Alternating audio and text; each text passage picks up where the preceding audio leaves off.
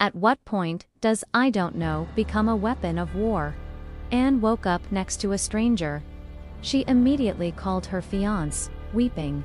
She claimed she was a victim of a fuzzy memory. But the truth is rarely fuzzy. It's usually sharp enough to draw blood. Is she a victim of a wild night? Or the architect of her own reckoning?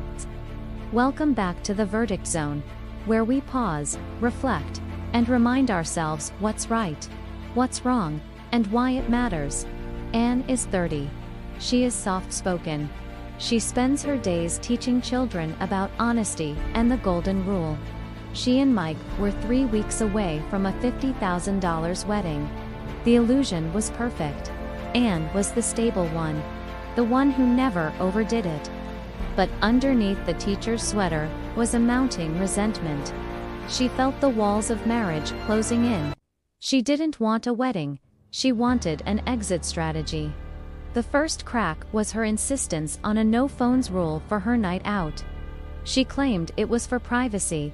It was actually for plausible deniability. Anne's story was simple.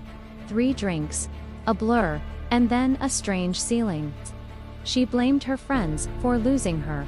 She blamed the bartender. She played the part of the shattered bride. But Mike isn't just a fiantro. He's a data analyst. And Anne made a fatal oversight. Here is the receipt. Mike tracked the Find My iPhone history. At 11:45 p.m., when Anne claimed she was incapable, she sent 3 texts to a burner number. At 12:15 a.m., she didn't get into a random car. She ordered a private ride to an address she had searched for 2 days prior. The security footage from the bar shows Anne. She isn't stumbling. She is whispering in a man's ear. She is smiling. She is leading him by the hand to the exit. This wasn't a blackout. It was a blackout performance. Why did she do it? This is the surgical dissection of a moral compass that was intentionally broken. Anne didn't have a wild night. She had a calculated night. The autopsy reveals the choice. Architecture. Anne used the alcohol as a chemical cloak. She believed that if she couldn't remember the act, she wouldn't have to carry the guilt. She tried to bypass her own integrity by inducing a state of temporary amnesia. This is the ultimate collapse of character. She chose to destroy Mike's trust because she was too cowardly to tell him she wasn't ready to marry him. She wanted the thrill of the stranger and the safety of the fiancé. She didn't lose her memory. She lost her soul. The consequence of her forgotten night is a lifetime of being remembered as a liar. The reckoning was cold.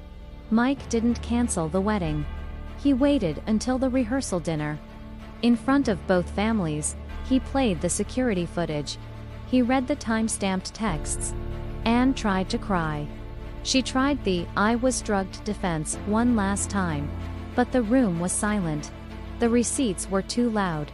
Anne is no longer a bride. She is a verdict. She traded a life of partnership for 4 hours of anonymity. We've laid out the receipts. The evidence is clear.